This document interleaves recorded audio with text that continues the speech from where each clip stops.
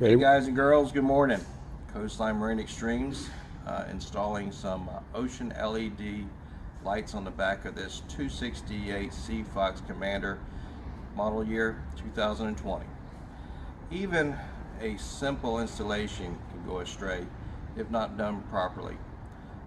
Putting lights on might seem like the easiest task, but again, when you're going to install these, if you're not sure exactly where they go and you put them in a place that just looks good, you might have a bigger problem inside the boat when you go to feed the wires through.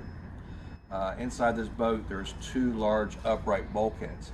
So between the bulkheads and the area that the lights are going to go, there's only a minor space of about 6 inches. And 6 inches might seem like a lot of space from the inside, but finding that same location on the outside could be difficult.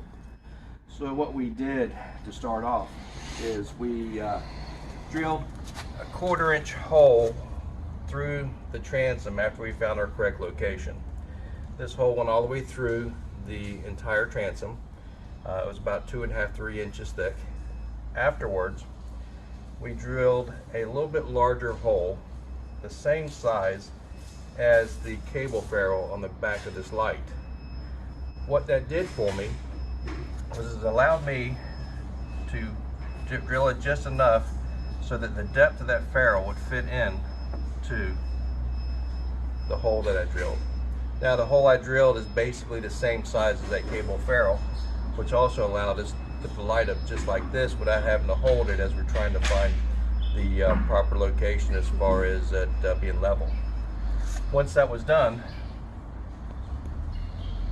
we marked the holes, drilled the holes, and then we ported the holes out larger so that we remove the gel coat that would be in the way. If you don't do that to each of the screws, and most companies don't do it even from the factory, they don't have enough time to do every hole in this manner.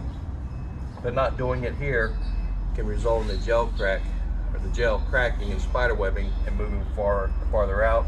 And again, it might not show up the first few weeks or months, but eventually that pressure is going to cause it to crack and come apart.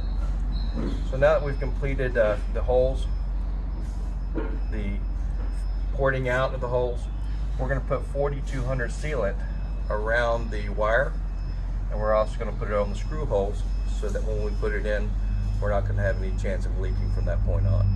But again, making sure that the proper installation is done right, finding your mark, making sure that on the inside of the boat is able to be able to retrieve your cables once you drill the holes, and then move to the front. So appreciate you guys joining us at Coastline Marine Extremes.